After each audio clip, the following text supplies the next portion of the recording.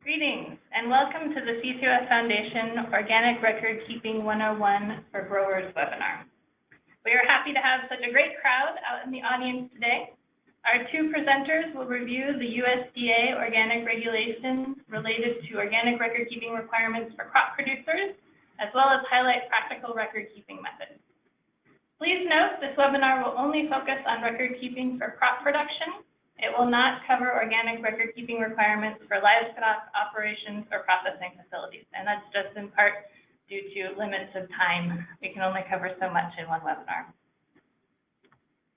Before we begin, I wanted to thank the USDA Risk Management Agency for funding this webinar. This is the third webinar in a four-part series on managing risk on farms supported by RMA and in partnership with California FarmLink. Additional webinars in the series will be highlighted at the end of today's presentation. I also wanted to note that any opinions, findings, conclusions, or recommendations expressed in this webinar are those of the authors and do not necessarily reflect the view of the U.S. Department of Agriculture. If you're having difficulties, if you can't connect to the webinar, can't hear, can't see, please call our office for support at 831-423-2263. Press 0 for the operator, and someone will help you connect to the webinar. My name is Megan Donovan, and I will be your host today. I'm a program specialist at the CCOF Foundation. My colleague Dana Ford will be online with us today as well. Dana is a Farm Certification Service Specialist at the CCOF Farm Department. She'll be on hand to lend perspective to any technical certification questions that might come up. So Dana, thanks for being with us here today. Thanks, glad to be here. Great. And of course, we are happy to have our two speakers, Ann Beyer from the National Center for Appropriate Technology and Daniel Parson of Oxford College Organic Farm, join us today. I will introduce each one in more depth prior to their presentation. Before we get started with our first speaker, I wanted to review a few housekeeping items and let you know how you can participate in today's web event. We're looking at an example of the GoToWebinar attendee interface, which is made up of two parts: the viewer window on the left, which allows you to see everything the presenter will share on their screen, and the control panel on the right. Within that control panel is how you can participate in today's event, so let's take a look at that. By clicking on the orange arrow, you can open and close the control panel. From the View menu, you can also set the control panel not to auto-hide when inactive if you prefer to always keep it open. The audio pane provides audio information. By default, you have joined the webinar via mic and speakers. If you prefer, you can join the audio via telephone by selecting phone call, and the dial-in information will be displayed. During the presentation, you can send questions to our webinar staff through the questions pane. Simply type in your question and click send. Throughout the webinar, we will stop from time to time for questions and answers, and we will answer as many questions as you have time for. As a final reminder, today's webinar is being recorded, and everyone will receive an email with a link to view the recording of today's event, along with a PDF of the PowerPoint slides. So don't feel that you need to scribble everything down. You'll have a resource to help you remember what was said during the presentation later. So we want to encourage you to test out the questions pane. Write in, let us know where you're calling in from today, and what areas of your organic record keeping system do you wish were a little more efficient? And maybe we can address some of those in today's webinar. And just to note, we have a really big crowd in the audience today. Right now, we have more than 100 people online, which is awesome. And just to note, we're going to try to respond to as many questions and comments as possible. But we just wanted to apologize in advance if we can't get to your particular question. Feel free to follow up with us afterwards, and we'll provide contact information for you to do that. So thanks again for attending, and without further delay, I'd like to introduce our first speaker. Ann Beyer is an organic and sustainable agriculture specialist with the National Center for Appropriate Technology. working with the ATRA project. She has also worked as an organic inspector for CCOF and other certifiers since 2000, and helped develop organic system plan templates for CCOF, the Montana Department of Agriculture Organic Program, and the USDA National Organic Program. She has worked with farmers in Central and South America, as well as the Salinas and Central Valleys of California. So Anne, thanks so much for being with us here today, and I will turn the presentation over to you.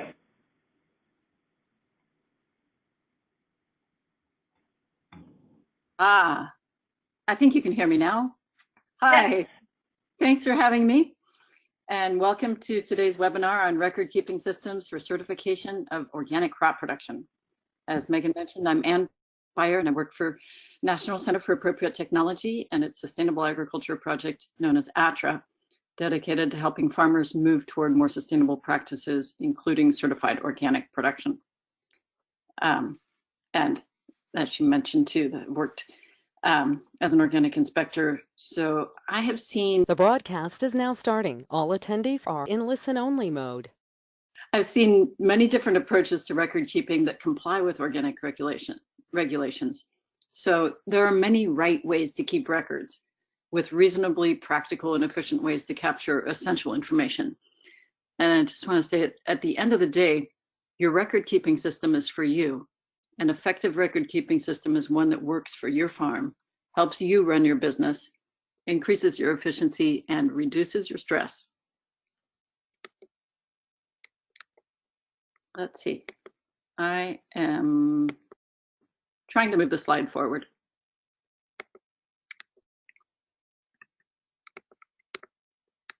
If you try clicking on the,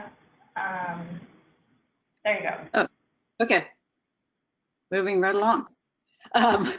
So in thinking about record keeping systems, I find it helpful to think of it in this kind of big picture way, where we're looking at the input materials that come onto the farm, the activities that happen on the farm, and then the products that leave the farm. We'll return to this idea as we go along. So the goals of this webinar is to provide a framework to help you develop or improve your record keeping systems to meet organic regulations for certified organic crop production.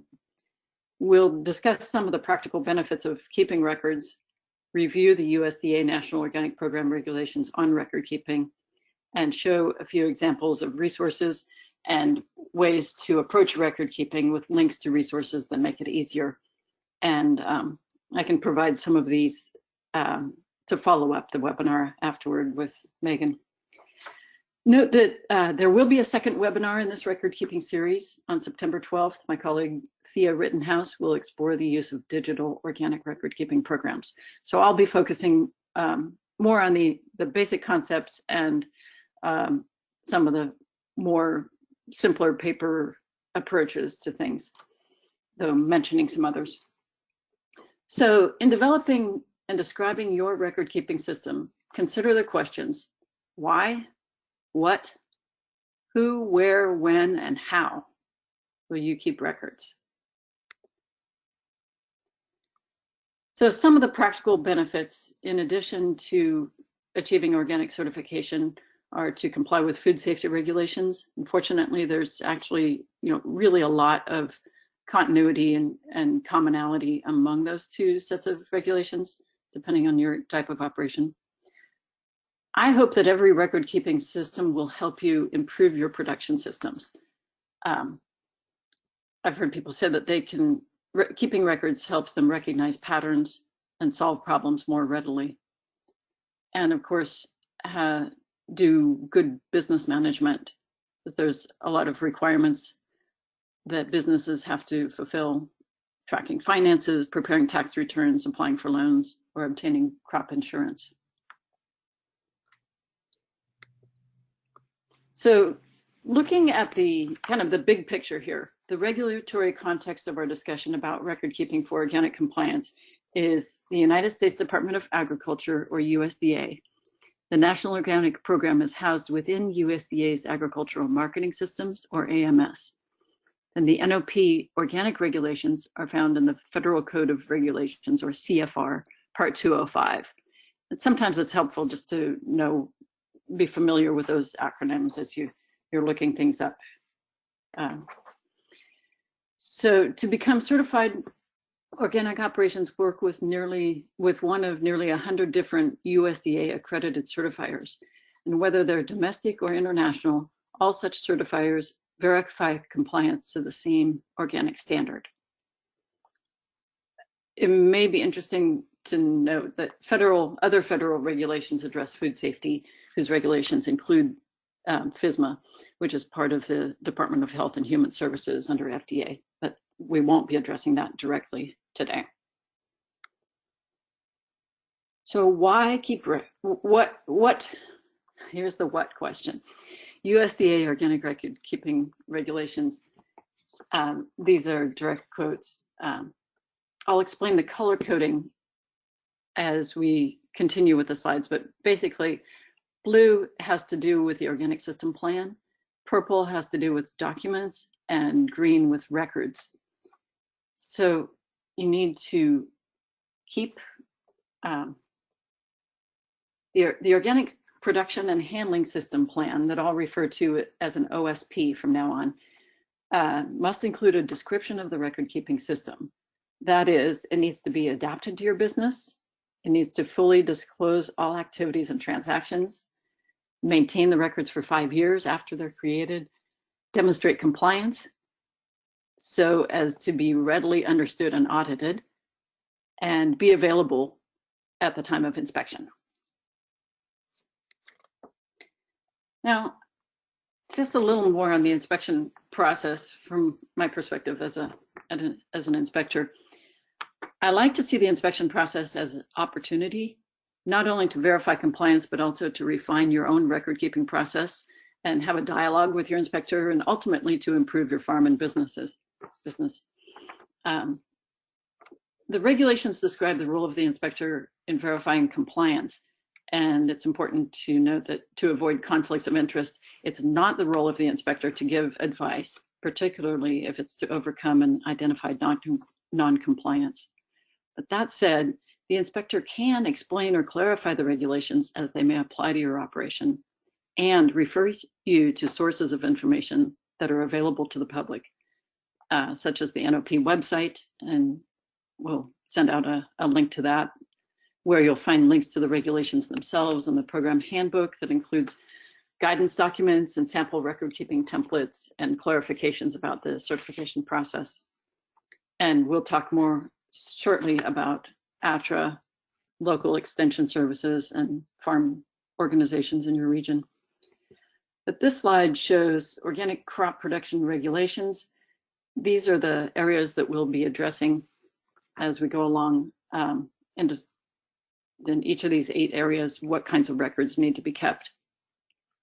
Briefly, I'll mention that there's another type of crop production, wild crop harvest, involves uniquely sustainable considerations about harvest. And we'll not focus in great depth on that in this webinar, but feel free to ask any questions that you may have about wild crop harvest. So this shows one page of the NCAT ATRA website, and when I send out the copy of this presentation for the webinar, I'll insert the newly updated format of the website that has some really good information. Again, NCAT has been doing the ATRA project since 1976, helping farmers and ranchers throughout the United States. They can seek assistance from our specialists with specific questions through the ATRA Sustainable Agriculture Program telephone hotline, or through the Ask an Expert email system. So in addition to providing technical assistance and production and pest management, we can help farmers navigate the certification process and explore effective record keeping systems tools. So this publications page shows how you can access hundreds of different short topic-focused publications, videos, podcasts, online tutorials, and searchable databases, as well as a Spanish page. I think it's really helpful for producers to read the regulations themselves. They're really not so long or complicated, and they can provide some clarity about what's required. NCAT has a set of excerpts about, so there are two that I particularly want to point you toward, and one is called the Organic Standards for All Operations, excerpts of the USDA's National Organic Program Regulations, and another is called Organic Standards for Crop Production, also excerpts. And these are verbatim regulation, and they can help you read the regulations without wading through all the things that you don't need to know as a crop producer.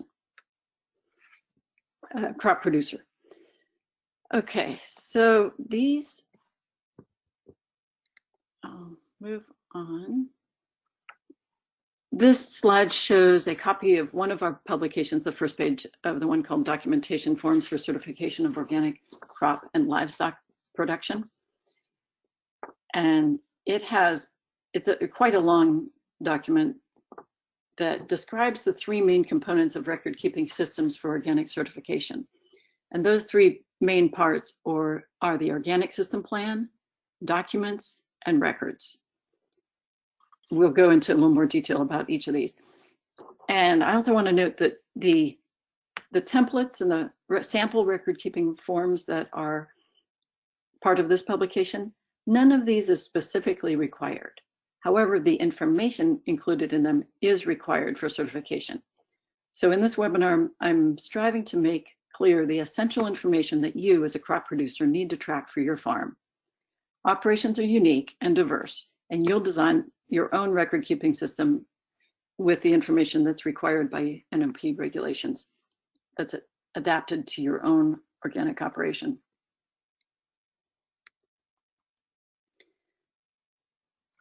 There's a little more detail about the organic system plan and what goes into it. We'll cover these in a little more detail, but the practices and procedures, these substances or materials, monitoring methods, record keeping, obviously, and prevention of commingling and contamination.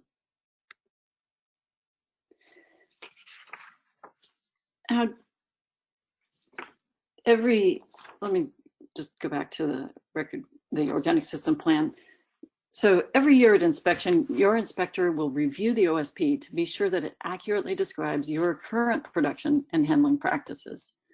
As a producer, you need to review your OSP at least annually and submit changes when your materials or your practices change significantly. Inevitably, at inspection time, there's some housekeeping that needs to be done to be sure that your phone number and address and social media are up to date, and whether you've added a new employee that you want to be an authorized contact. And sometimes we need to tidy up your materials list, drop materials that you no longer use, or add new inputs that you're thinking of trying. Ideally, you'll make these changes as they occur, but there's a certain amount of verifying things at your inspection time. Try to be patient with that part of the process. It's important, even if it's not anybody's favorite pastime. Documents are things that track transactions between one business and another. For example, incoming, they show the acquisition of input materials. Outgoing, they track what leaves your farm. They're pretty much always accompanied by some kind of document, whether that is an electronic or a hard copy piece of paper.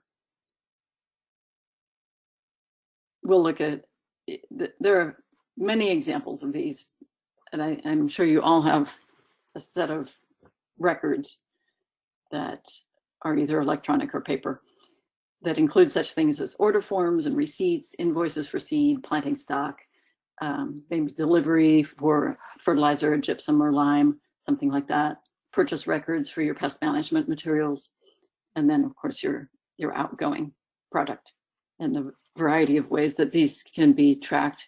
Depending on your scale, these could be very different. And then records.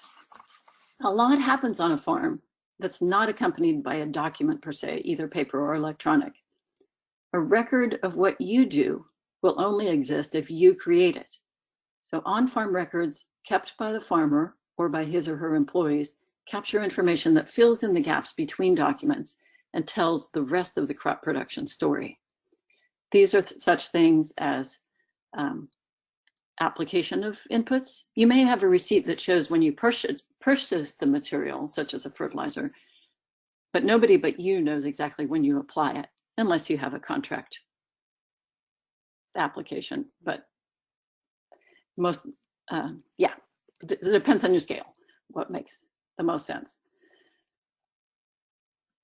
Records can, according to the regulations, include any information that's written, visual, or electronic. Certifiers and producers are becoming increasingly innovative in developing new formats for recording essential content information. You may prefer pencil and paper. You may like photographs, electronic communications. These are all fair game, as well as applications for phone, tablet, and computer or cloud-based systems that can be accessed from a variety of devices. The important thing is that each component of your record-keeping system be covered by a responsible person at a time and place where that information is gathered and kept.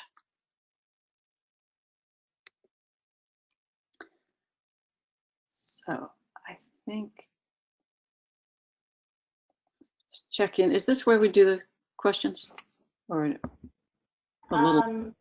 A little farther along, 2 more slides. Okay, think about your questions. The organic regulations don't specify how you keep records. They just specify that your records must fully disclose your activities and transactions in sufficient detail to be readily understood and audited and available for review and copying. So here, this slide shows a few examples of containers or forms or templates or methods of keeping records. As long as your system works for you and has the essential information, you can choose your form. Each certifier has their own OSP forms, and they also may provide some record-keeping templates. Check their website or ask. You will likely use a combination of resources for different parts of your record-keeping system. For example, for documents, you'll need some type of containers, boxes, or files in which to keep the documents that may be paper or electronic, but probably a combination of both.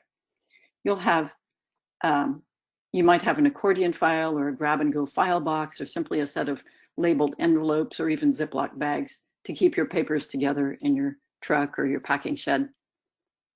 Although a shoebox full of receipts often precedes someone's exhortation to further organize your record-keeping system, keeping your papers together in one place is a really good first step, and much better than loose on the floor of your vehicle.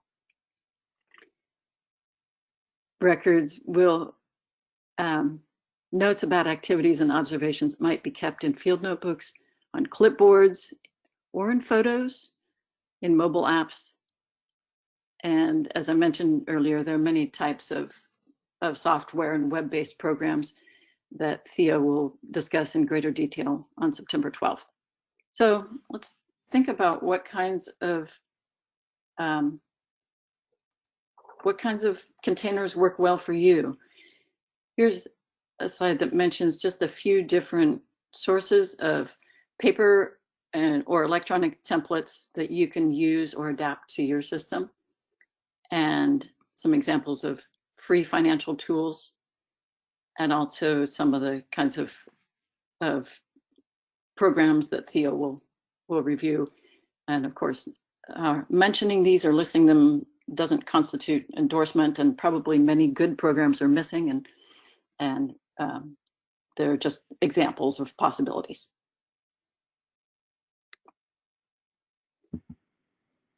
Questions? Food for thought. And obviously, since there are so many people here, we won't be having an active discussion as we might if we were all in a room together. But food for thought. How do you follow your crop from seed to sale and all the steps in between?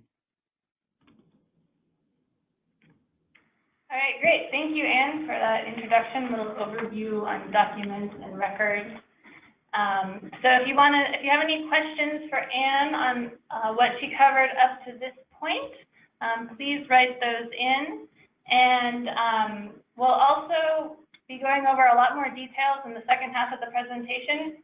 So if you have a very detailed question, hold on to that until the end of Anne's questions.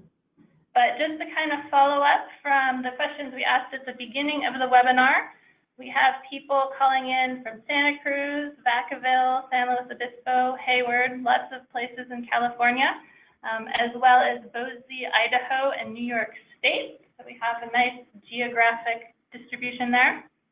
And then some of the areas of record keeping that people are looking to improve or wish were more, or could use a little dusting off on their operations are crop and harvest yield records, sales records, traceability. Someone's looking to make sure that all paperwork requirements are met and the process is streamlined, and improving filing systems to keep track of different priorities as they're transitioning. So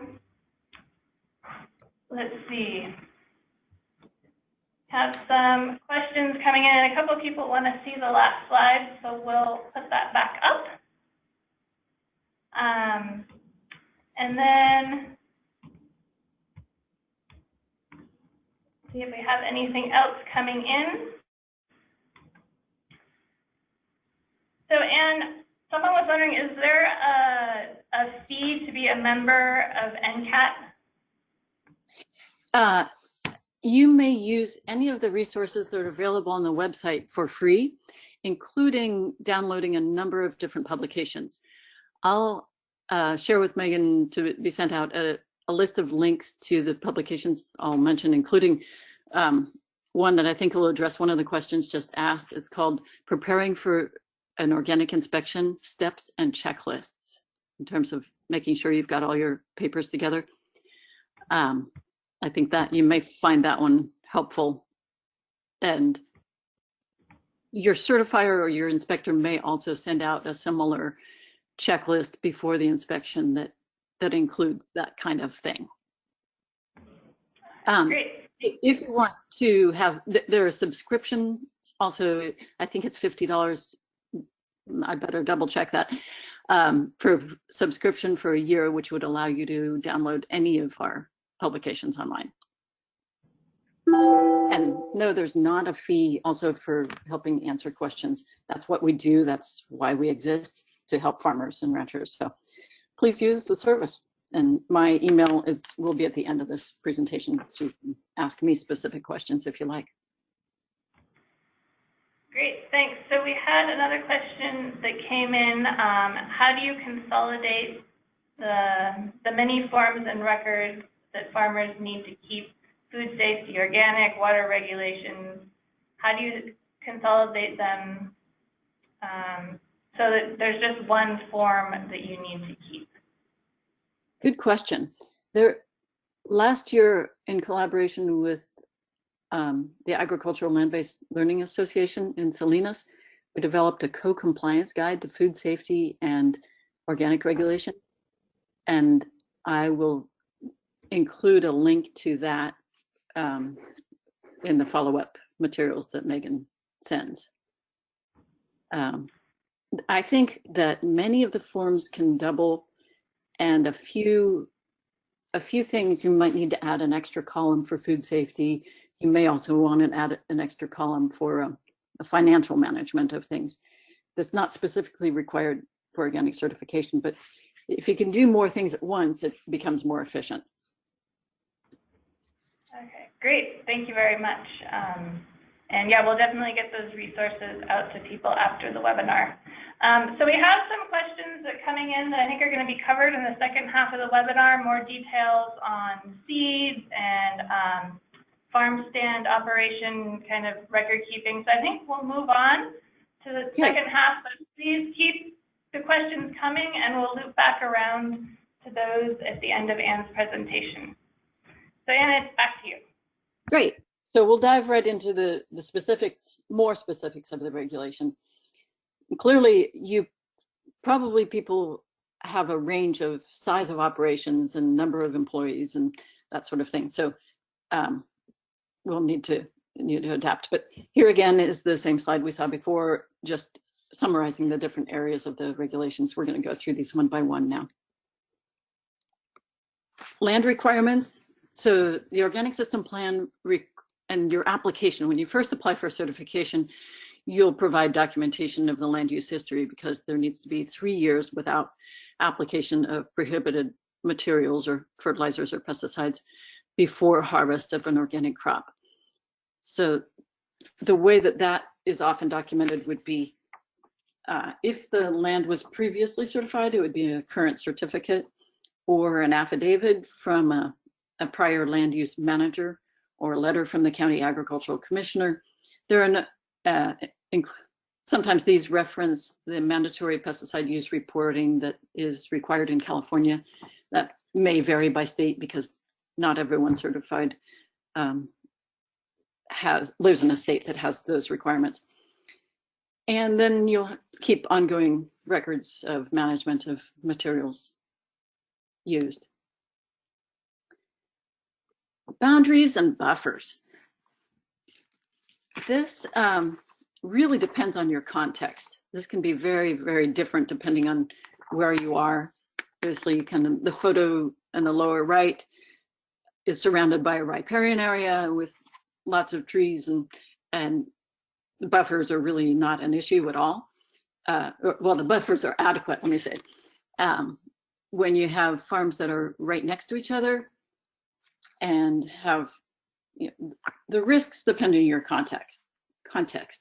So some of the other factors would be if you have an all organic operation versus a split operation with organic and non-organic, whether you have seasonal and long-time employees, non-organic farming neighbors in close proximity, whether they are upwind or upslope, and whether you share any water lines or borders, and whether your farm borders public roads or where herbicides are routinely applied. I saw some of that this spring, where where there was some overspray on the border of someone's land. And so depending on your context, your organic system plan will need to describe the physical separation and barriers, such things as material storage separation, fertigation methods, backflow preventers, physical barriers like this fence shown. Then there are a number of integrated living buffers that can also play a dual purpose and contribute to good pest management. ATRA has a publication that was developed with NRCS, the Natural Resources Conservation Service, and that publication is entitled Conservation Buffers in Organic Systems. I can include that link. So that would be like a hedgerow or something. So I really want to encourage people to be proactive, depending on your context. Maintain regular communications with your roads or public works department, and ask for acknowledgement of receipt of your communications. Keep copies of correspondence in your OSP, and also consider roadside signage. It won't prevent everything, and it may not be practical if you have a very long stretch of road, but it can help. And if you do have any drift issues, report them immediately to your certifier, to your State Department of Agriculture and Department of Pesticide Regulation. Sometimes these things can be addressed in ways that are really favorable.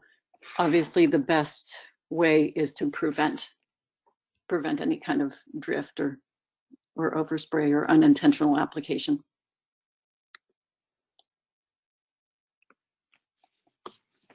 Organic regulations require crop rotation and protection of the soil from erosion, and management of practices to maintain or improve soil quality and organic matter.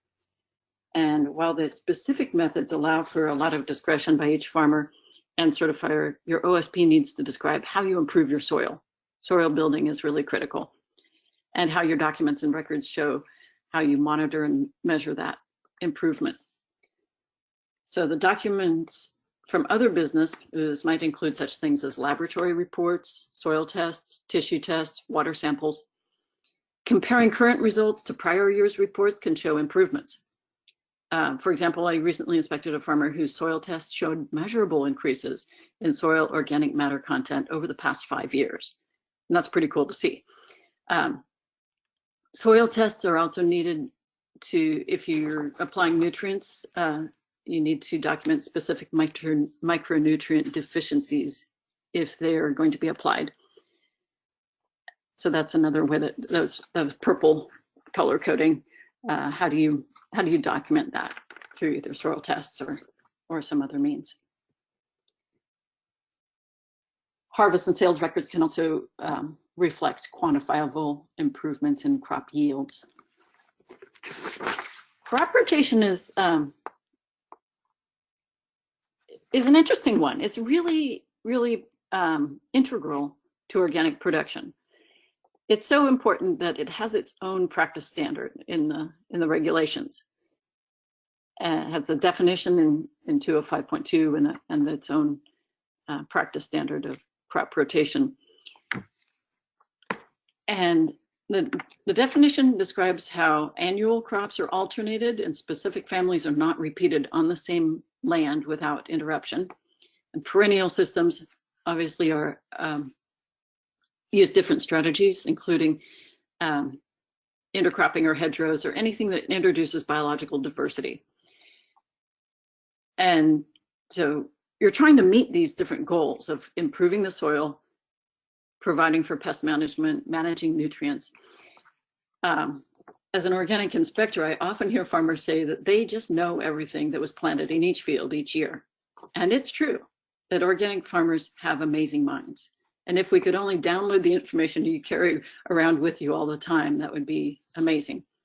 Unfortunately, the farmer's memory is not a record that can be made, quote, available for inspection and copying, end quote, as the organic regulations require. So you need some kind of written planting records with locations or maps of crops grown in each farm or field.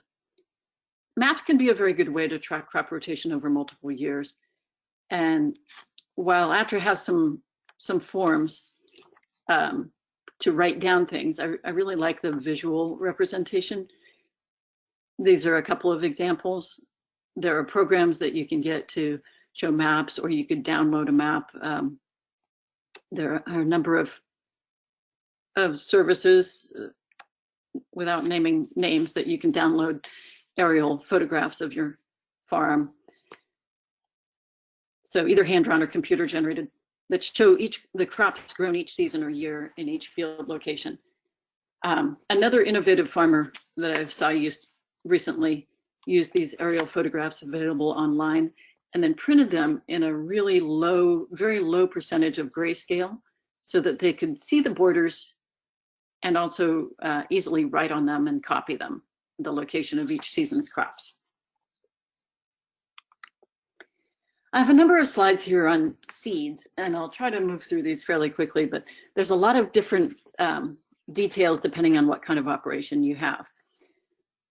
These seeds and planting stock include not only actual seeds, but potatoes and garlic sets and bulbs and corms and artichoke and strawberry crowns, and then perennial vines and trees. Organic seed is required. You've got the X here showing that treated seed treated with prohibited materials is obviously prohibited. But it's important to understand the difference between seed that's grown organically, is certified organic, and seed that is untreated. Let's go through some of the more specifics here. If you're growing sprouts for edible sprouts, there's no exception to the requirement that the seed must be organic. Organic seedlings that will be transplanted onto organic fields, they also must be organically grown.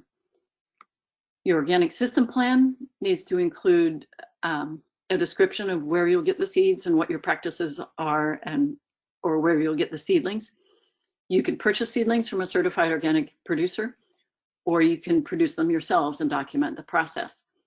So you'll either have purchase receipts for the seedlings themselves, or you'll have the production and input use and application records for your own production. If you're doing your own production, you'll need to list all the inputs that you use, including potting soil and fertilizers and any pest management materials. Purchasing seeds, it's a farm that's able to source all organic seed and planting stock demonstrates an utmost compliance with regulations and reflects a commitment to thoroughly organic systems. If any seeds, planting stock, or annual transplants are produced on the farm, including greenhouses, you'll need, as mentioned before, to track the crop varieties, the input materials, harvest quantities. So you can produce your own seed, and here's an example of the ATRA seed saving records. The seed saving record where you could track what your harvest date was, your crop and variety, where you harvested it, and how much you have. That seed saving record serves as a sourcing documentation, just as if you purchase seed from a seed supplier.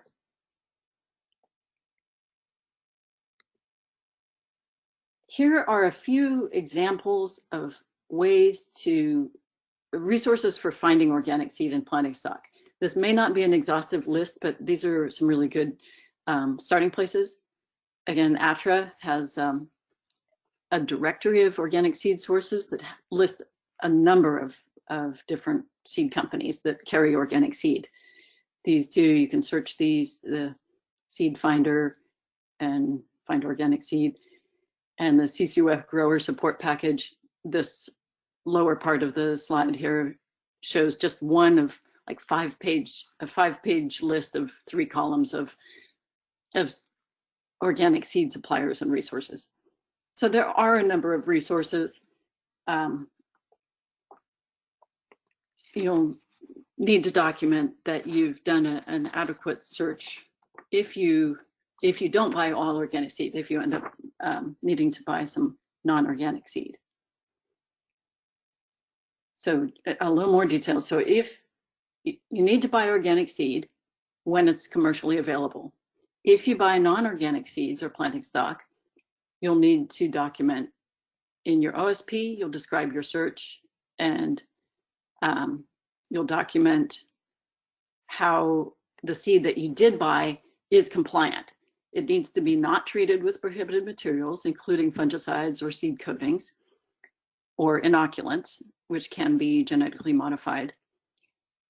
Then seed, both the seed and the inoculants need to be verified as non-GMO.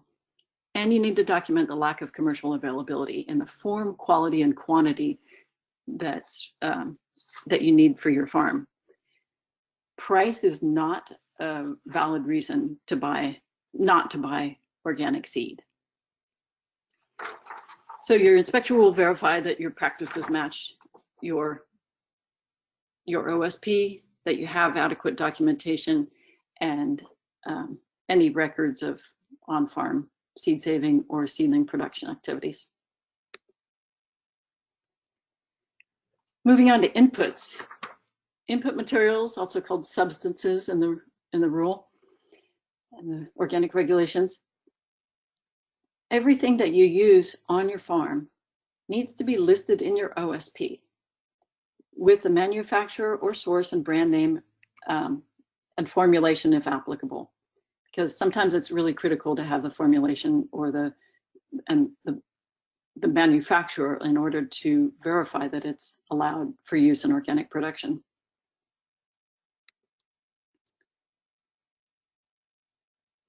Your inputs should verify that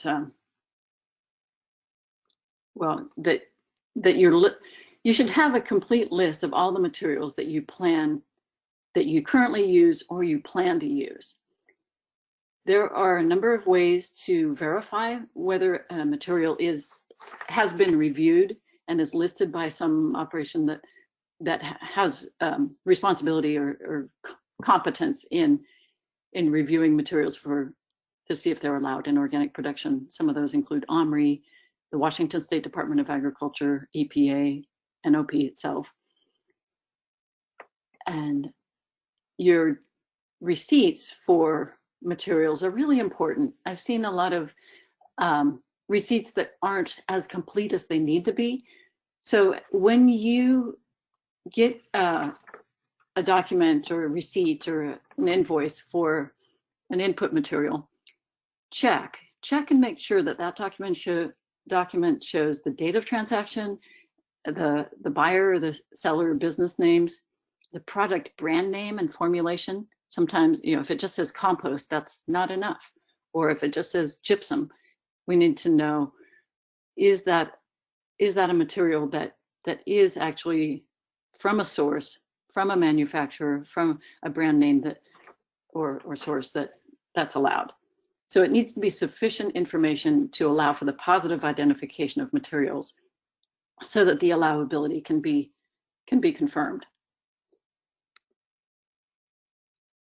Here's an example from the ATRA publication about how to document the application of materials. So the first step is that it needs to be on your OSP and that you need to have an input receipt for it. And then the next step is to document when you actually use it. In some cases, your input receipt, if you use it all at once, you may be able to just write down a date and a location to where you use that. There are many different ways to do it right. Here's just one. With compost and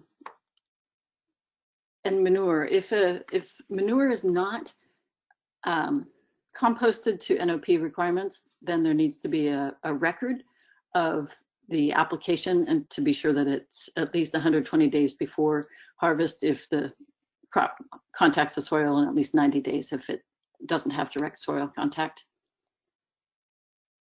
And here's an example also from the ATRA publication, which is also on the NOP website under the program handbook, that shows how you can document the composting process, which has a fair number of requirements.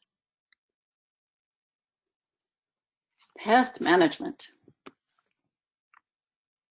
There are a lot of different kinds of pests. The regulations include both diseases, vertebrates, weeds, and insects, mites.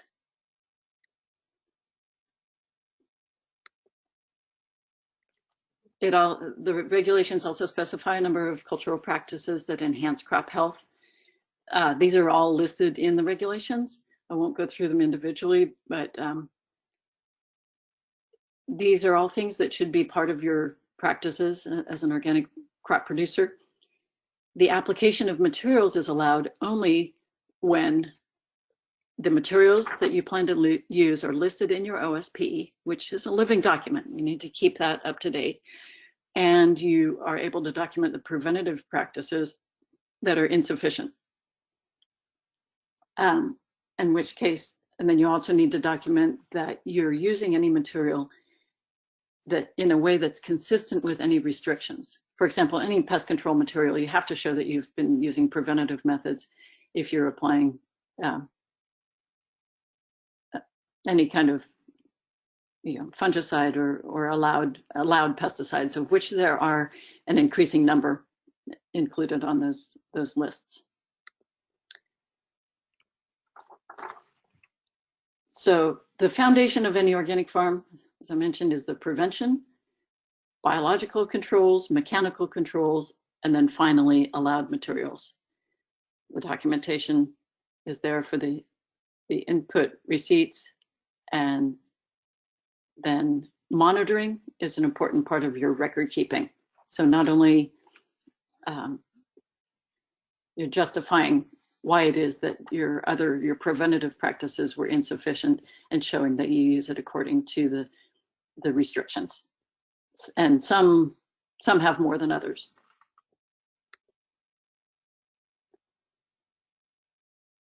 Okay, so natural resources. According to the USDA definition, an organic production system is managed to respond to site-specific conditions, integrating cultural, biological, mechanical, everything that fosters the cycling of resources and promotes ecological balance and conserves biodiversity. So there's increasing focus on how organic farms do maintain or improve natural resources of the operation of all kinds. And it takes some creativity to figure out exactly what those are. And let me just mention this draft guidance 5020. This shows just one small part of that publication here on the right side of the slide.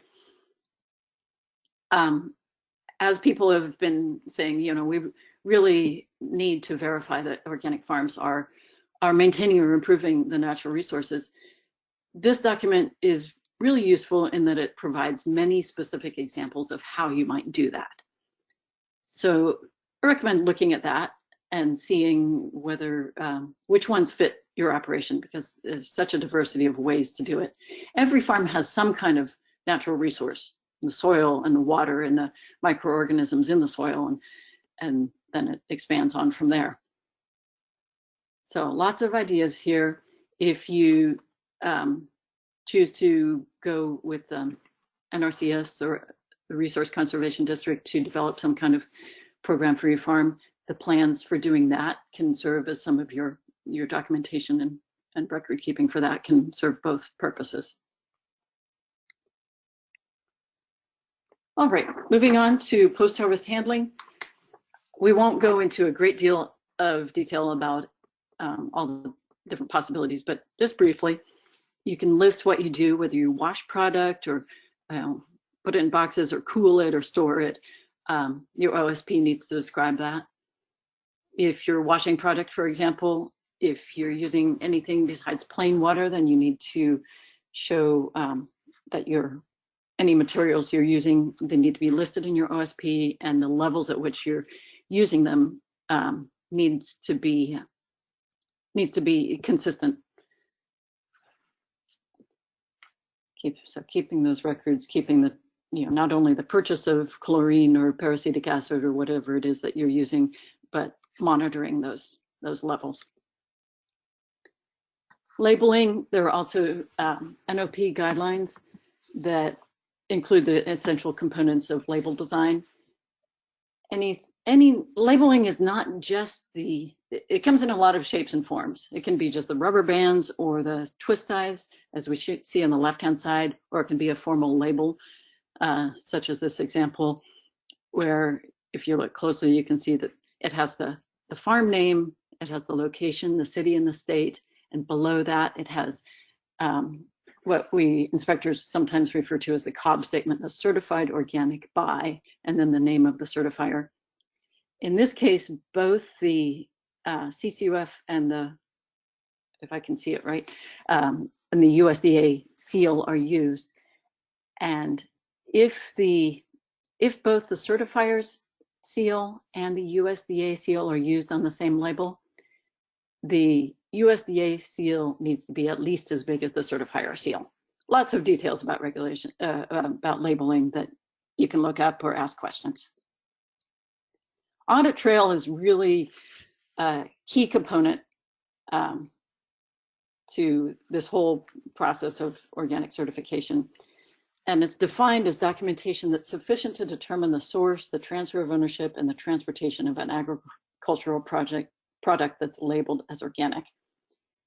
So you'll want to look at your own continuity of records from seed through field management, production inputs, harvest, post-harvest handling, washing, transport, storage, and release of custody or final sale. Your audit trail is going to maintain the identity of your product, its organic status, where it comes from, and the production methods that can be linked to that, the quantity of product, and where it's going. Here are a couple of examples of harvest and sales records from the ATRA documentation forms. There are many ways to do this, and All of these can be adapted to your own operation. You can take them and use them as is. You can add another column. They're available in forms that you can modify, or you can just look at it and get some ideas. Yeah, so make it work for your operation in a way that fits the person and the type of crops and operation that you have. This shows an accordion file, which can be a very useful way to carry records around and keep them from flying in the wind, and writing things down. And now just this is kind of a summary slide to think through how to keep the records of things that come into your farm, things that happen on your farm, and products that go out of your farm. So just briefly to review, input materials would be documentation or acquisition and compliance of the materials that you use. So you want to make sure that you have compliance with your seed and planting stock, with your annual seedlings, any kind of soil amendment, including organic fertilizers, compost or manure, and all kinds of pest management materials. There may be a few other kinds of inputs, such as inoculants that I haven't specifically named here, but those are the general categories. Then on the farm, your management practices would include such things as your soil building strategies, your crop rotation, your purchase of cover crop seed, for example, would be part of that, and planting and management of it. Pest management, including preventative practices, also how you are managing natural resources to maintain or improve their quality. And prevention of commingling and contamination.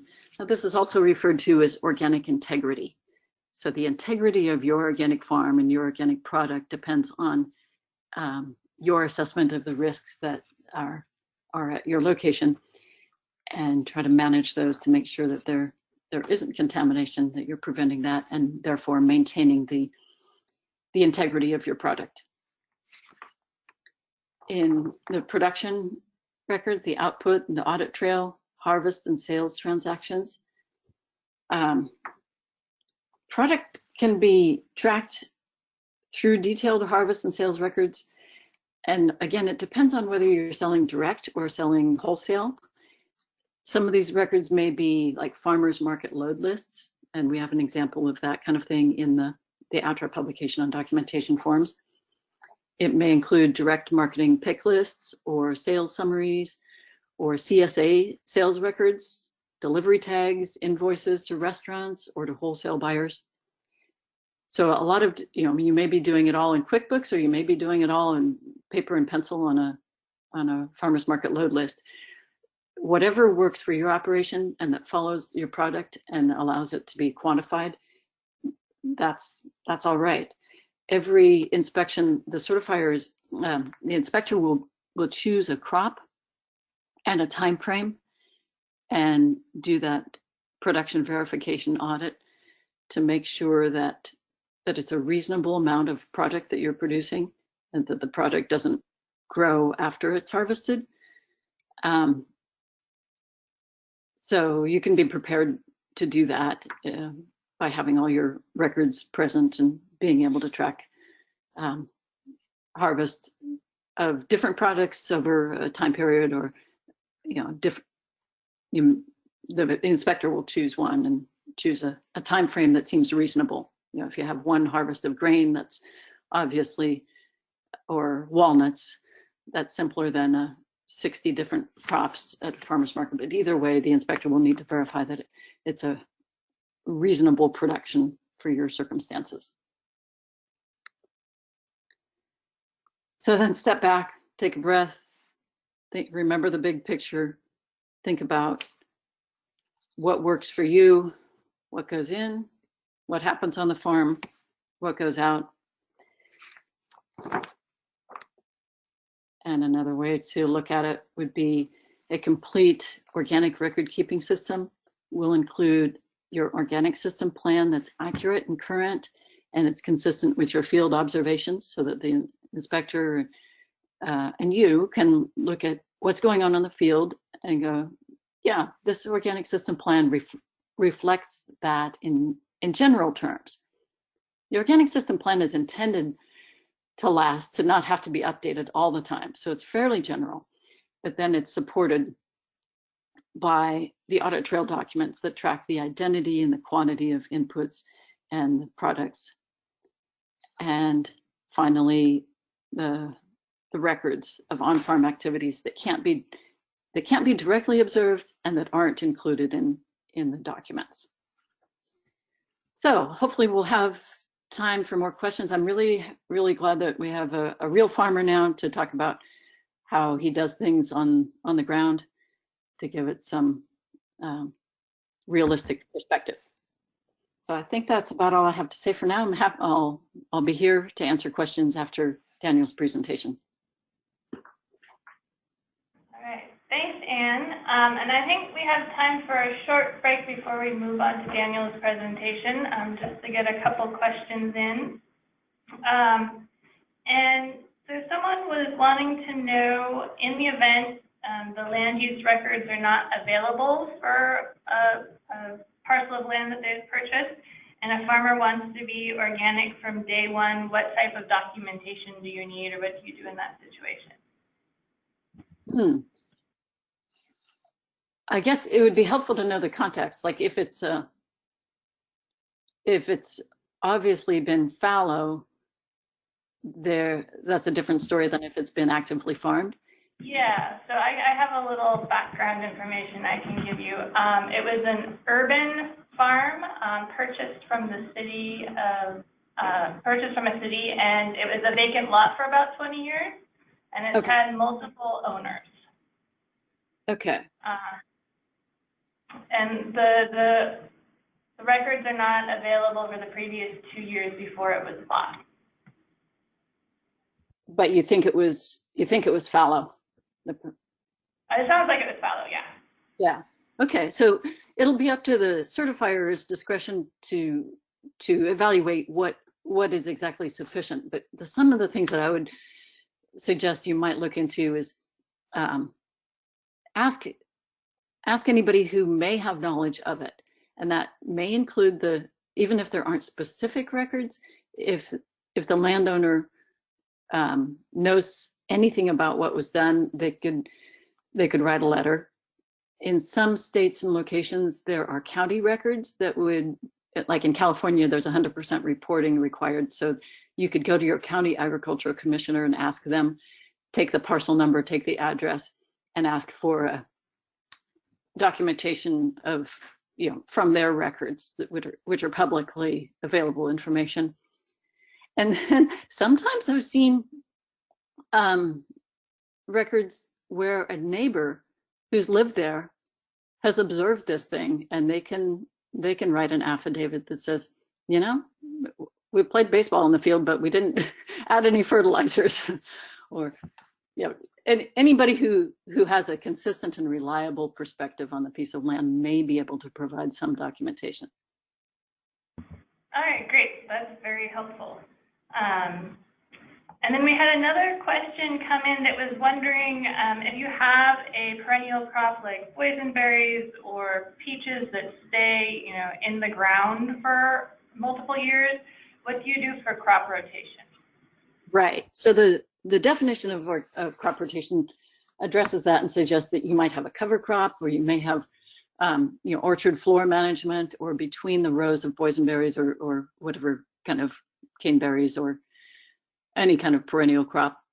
And I think what's applicable to any farm, whether they have perennial or organic crops, is the goal of crop production is to increase biodiversity and to prevent pests. It's basically 5 goals.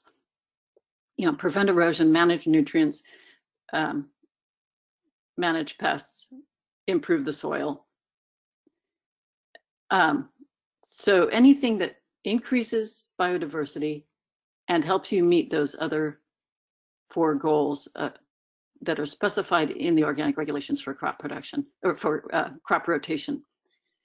That could be a hedgerow or shrubs, or sometimes flowers along the edge of a field or interspersed, or even a little bit of alyssum or some other flower that's compatible with your pest management situation around an irrigation line. There are a number of very creative ways to increase biodiversity and enhance pest management and increase soil organic matter. I hope that helps. I'm happy to. Yes, that was very helpful. And I think we're going to take one more question and then move on to Daniel's presentation because he has a really lot of great examples to share. And this question is actually for Dana, if you could jump online. And Anne, feel free to jump in as well. We have someone who has a substance that they would like to use that's not on the allowed materials list at CCOF, and they were wondering if there's a procedure to get that material approved. Basically, if you want to get a material reviewed, we need all the information about it. So submitting a label, submitting manufacturer contact information, SDS sheets, anything you have on it, submit that to us, and then we will do the research, review it for compliance, and let you know.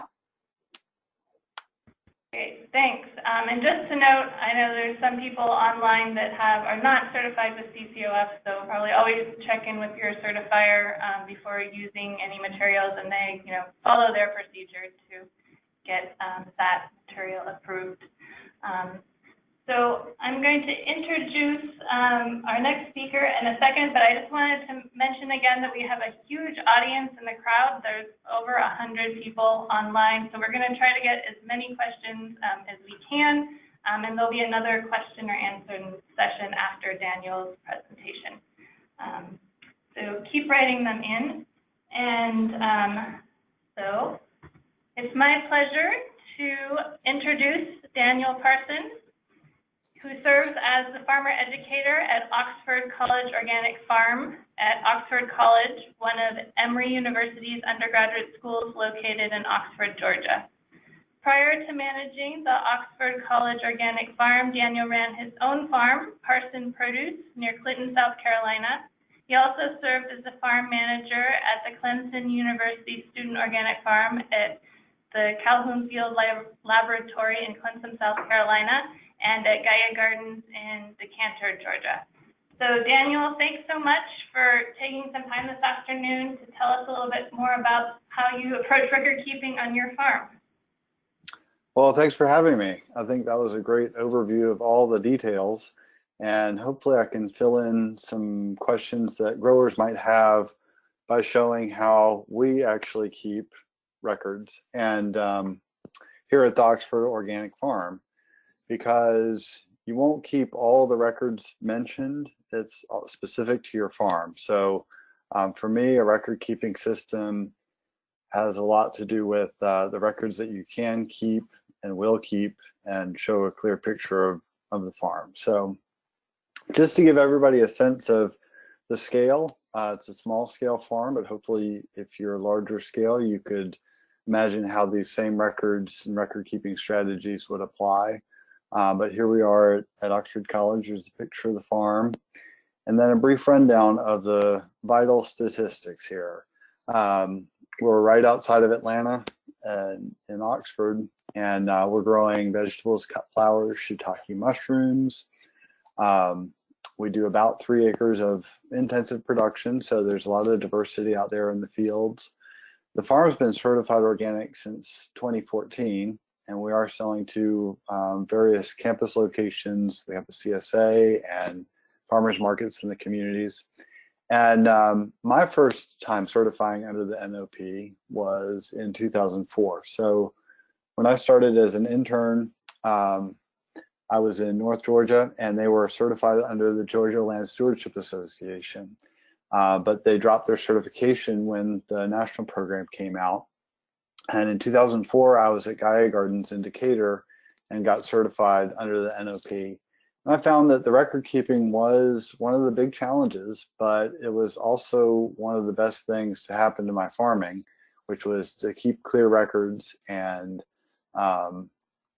maintain them as part of the certification program. So I also had Parson Produce certified when I was there in 2010, and then the first year we were at started up the Oxford College Farm, we got certified in 2014. Basically, the way I look at keeping records is the first step is your crop plan.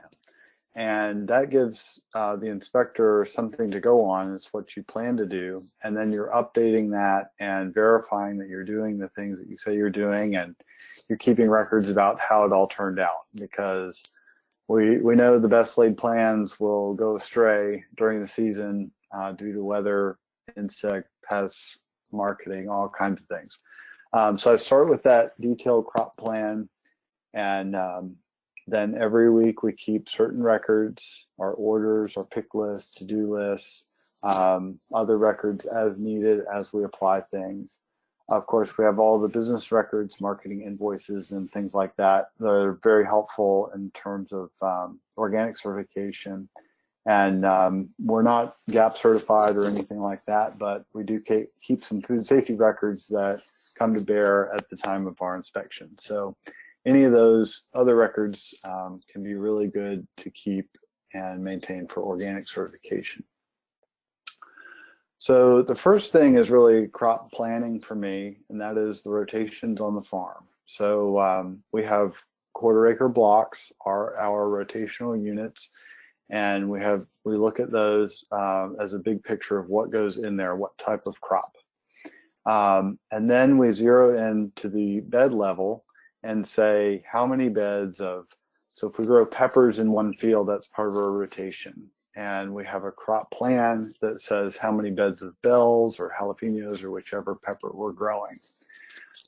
We take that in January and do our seed orders. And so we go through all the catalogs and try to find organic seed. And if we can't find it in quality, quantity, and variety that we need, we'll buy untreated non-organic seed. But all that's accounted for in the seed order spreadsheet. We can add to that throughout the year. And then a fertility spreadsheet. And for us, on 3 acres, we might use a couple of pallets of fertilizer, organic fertilizer each year. And so I have a spreadsheet that helps me predict what our needs will be throughout the year. So we take our soil tests in the winter, we have a rotation plan and our crop plan, and we use that to get proper fertility recommendations. And then it really aids in the ordering and not having to order little bits throughout the year and pay all that shipping. So the field rotation plan is a lot to look at, and I don't expect you to study it or don't use it as the Rosetta Stone of rotation plans to figure out what the best thing to follow which is. But this is just to show you what it looks like. So this is when I had 13 quarter-acre blocks at Parson Produce, and they're numbered down the left-hand side, so there'd be a map that correlates to that. And then as you read down, those are the crops in order that they're planted. And so in a sense, everything moves up. So if you look at what's in field number 2, potatoes, this was in 2012. So in 2013, potatoes would have then been in field number 1. And I've got my crops and my cover crops listed according to season. And that plan system really helps me keep that diversity going, because the cover crops are part of our fertility program, and they're also part of our pest management program, using a lot of flowering crops like buckwheat to attract beneficial insects. So it serves to show that part as well, not just the fact that we're using rotations. So we take that plan of the quarter-acre blocks and kind of go down to the details of the number of beds that we're going to grow. And so this spreadsheet actually is a long line, but it's impossible to look at in this format. But you can see the main thing is to look at the categories of what we are planning out. the field that it's going to go into, when we plan to plant it. We've even got spaces for when we actually planted it, which we no longer use. We actually keep our field records on something we can write in as we're doing it. And then how many bed feet and all that. And back to the theme of having your records help you in production, we know how many seeds and how many ounces of seeds we need to purchase at the beginning of the year. So we can do all that in our slow time, which is January, in preparation for planting. There's a lot of details there. And then we keep paper records during the season. This is our seed order worksheet. It's got all the pertinent information on the seeds that we're ordering according to that planting plan. And we can add to it, or we can keep additional paper records. There's always something we forgot to order that we pick up during the season. We do most of it ahead of time so that it's easier to manage and order everything ahead of time. And that's all on the computer and just simple spreadsheets, which I think Megan will be able to send out in her follow-up email.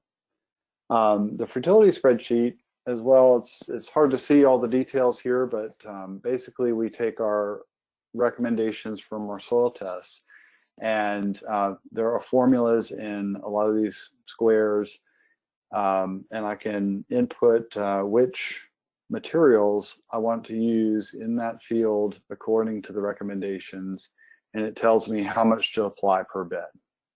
So it's really helpful in ordering ahead of time all at once, and then making our sheets for our worksheets when we're actually going out and applying. Because we have our records of purchasing the fertilizer, but we really need to say when we are applying it and where. So that's kind of where our weekly records come in. We have an order list that records orders as they're placed. It's helpful to us. And then we circle the amounts as they're packed out. So that keeps the record of what we packed. Our pick list records the weights of all the crops as they come into the barn. We found this is a way that we can get that done reliably. Everything that comes in the barn gets recorded on the pick list. We have a separate list. It's our to-do list. So every week we go through the fields and prioritize what we're going to do and where. And when we actually do them, we check them off.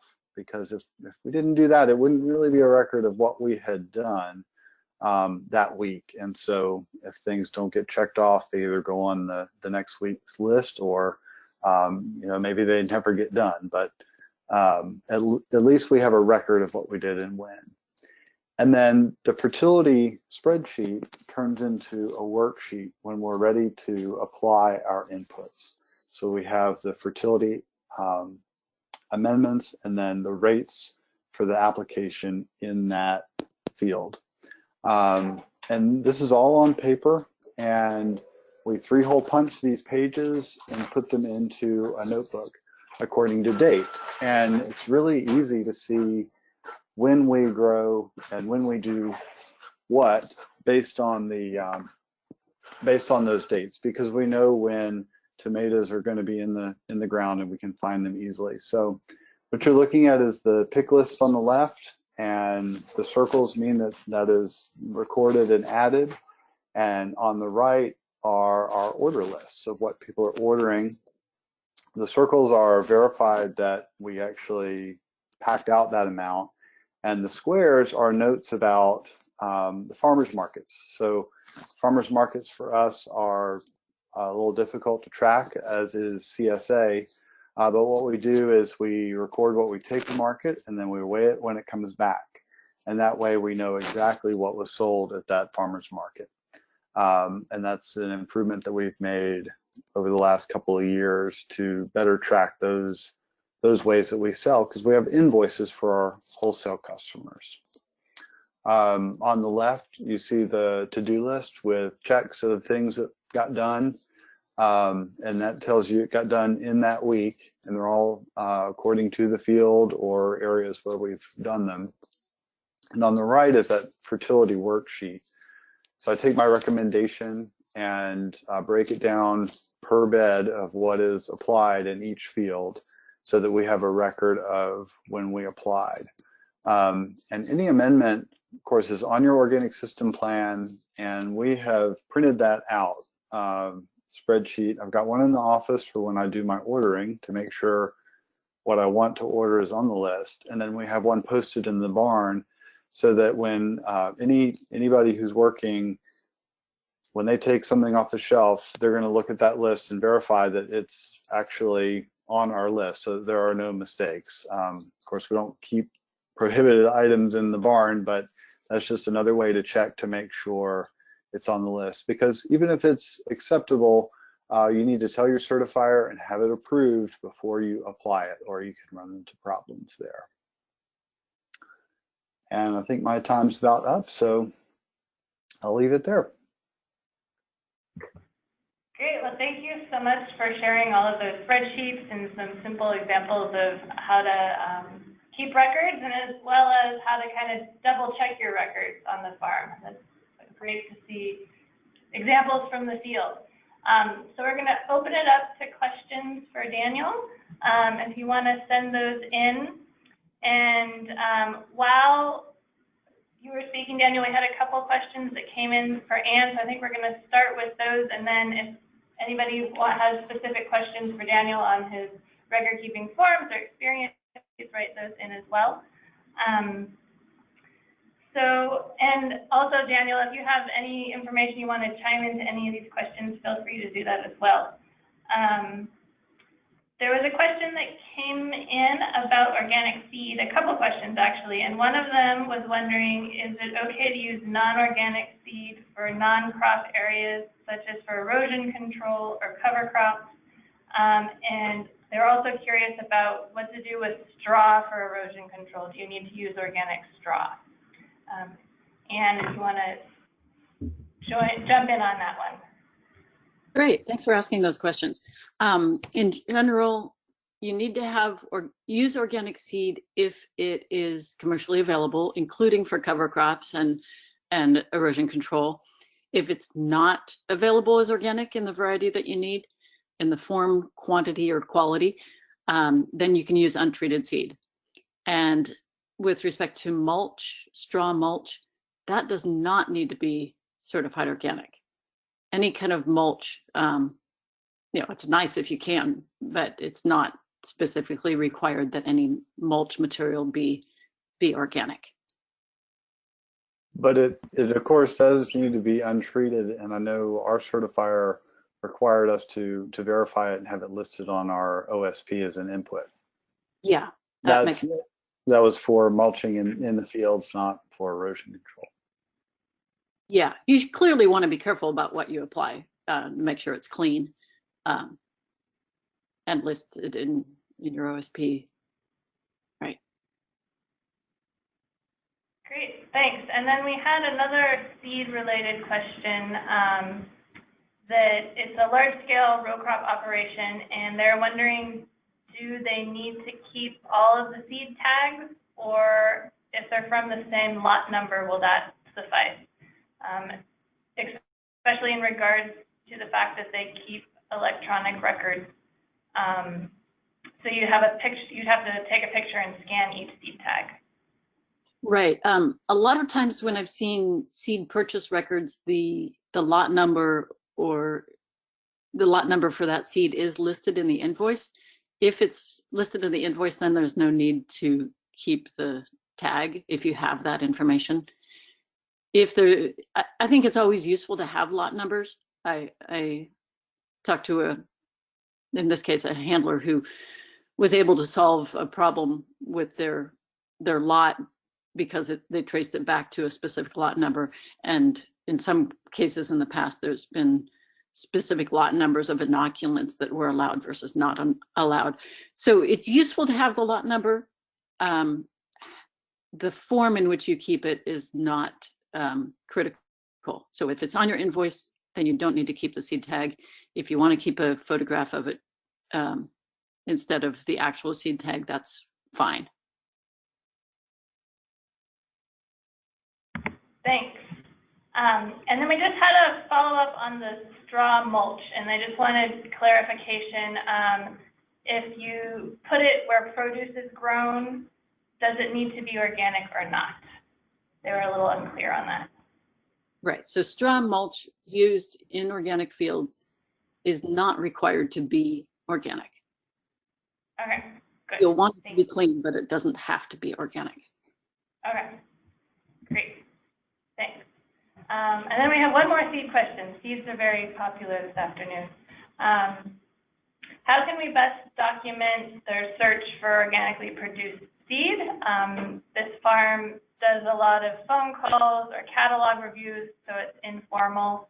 And they also grow some of their own seeds. Or actually, let me rephrase. They grow seeds that aren't available organic because they're kind of different varieties. So could they use untreated seeds? Yeah. So as described in the NOP draft guidance on seeds, you could keep track of your seed search in many different ways, including phone logs.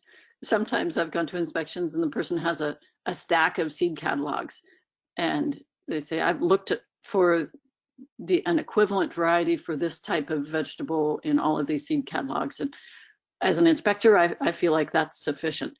So there's a lot of ways to do it in a way that's adequate. And as the more specific your seed requirement is, if it's a very unusual variety, then it may be harder to find as organic, and that may be reasonable justification to use an untreated seed to grow it yourself if you can. I think inspectors and certifiers are both, certifiers are asking inspectors to look at the percentage of seed that's the proportion of seed that a producer is using that is organic versus untreated. And they like to see a gradual increase in the proportion of organic seed when that shows forward momentum and continual improvement. But I think everybody understands that not every variety is available yet as organic, although there's a lot of strides being made in that direction. And the more that producers can support organic seed companies, the more organic seed will be available. We had a situation in California where there was someone who was raising certified organic strawberry crowns, and the business didn't quite work out because people said, "Oh, well, I couldn't find them; they weren't available." But they didn't check with this particular operation, so they're giving it another go. And I think we're all working hard to make this, to have as much integrity as possible in the organic certification process, including using and producing as much organic seed as is feasible under, as we make improvements. Great, thank you. So I just wanted to make note of the time. We're getting up to 1:30, and we may run a little bit over because we have a lot of questions and I want to get to one or two more. But for those of you that need to jump off now, we will have a recording of the webinar that we'll send out so you can find out the last bits of information once we get that up on our website. And we'll also send out the PDF of the PowerPoint slides so you'll have all the links and everything like that. So Anne and Daniel, we had a question come in about kind of donating product. If you're donating a lot of produce to a soup kitchen or somewhere in your community, how do you keep track of those types of records? Well, I can say for us, we keep track of our food bank donations the same way we do any other sale, except maybe with a little less detail. We track everything coming in. Like I said, every bit that comes into the barn gets weighed according to the variety or type of crop it is. And then we record the weight of everything that goes out to the food bank, just like we do for any other purchaser. Okay, Great, thanks. And this person was always curious if these records need to be by the weight of the product or if you can keep other types of records. It depends on the product, I think, what kind of record is appropriate. Sometimes it's boxes or bunches or pounds. Lots of different ways. Okay, great, thanks. And then one final question was, there's someone who's starting a farm in Mexico and just clearing the property, and they're wondering if they need to transition or what the process that is for their organic certification since it hasn't been farmed. I think that in order to become certified, 3 years worth of records or documentation that there hasn't been prohibited materials on the farm can be sufficient to get certified. That said, to continue to be certified requires an active organic management, not just organic by neglect of not doing bad things, but actually doing good things. So yes, you could get certified right away if you can document the lack of prohibited materials, and then ongoing, your organic system plan and your practices will need to be actively building soil and improving that as an organic system.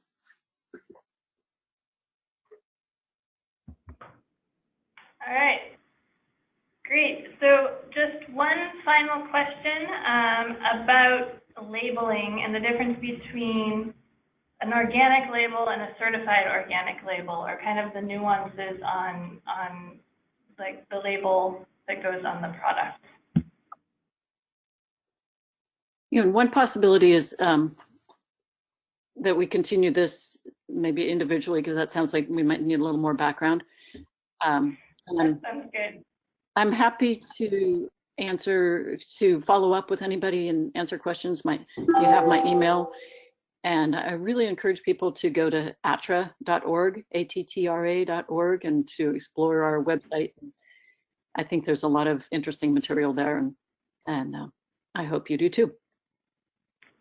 Great. Well, thank you very much, both Anne and Daniel and Dana, for being here with us this afternoon and providing lots of great information and some clarity on organic record keeping.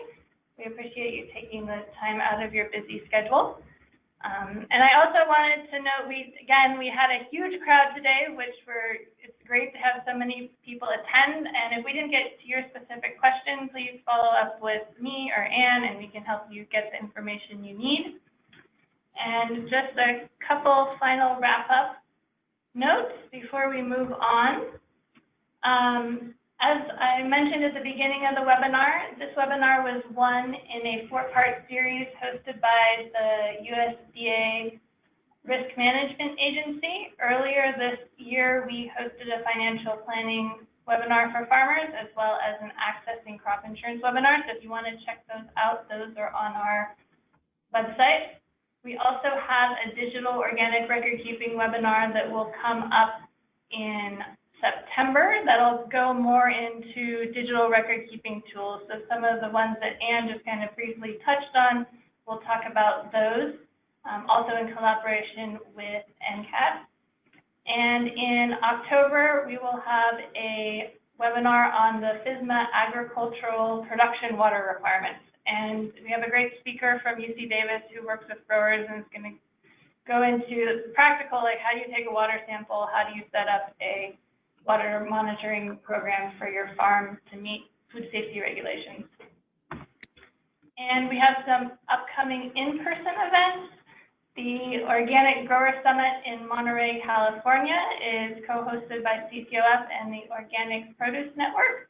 And as part of that event, there's a dinner that supports the CCOF Foundation. And so that will support education programs like these webinars and workshops, as well as our Future Organic Farmer Grant Fund program that gives scholarships to students and teachers of organic agriculture. And speaking of which, if you know any FFA students who are in high school, the CCOF Foundation sponsors a organic gives money to the students for their programs. So if you know a high school student who's really super into organic, point them towards our website and you'll find out more information. So thanks again for attending, and please fill out your evaluation form. It helps us come up with new ideas for future events as well as improve our offerings, and we always love to hear from you. And again, if we didn't get to any specific question of yours, please follow up with me or Ann and we can help you out. So thanks again and have a wonderful afternoon.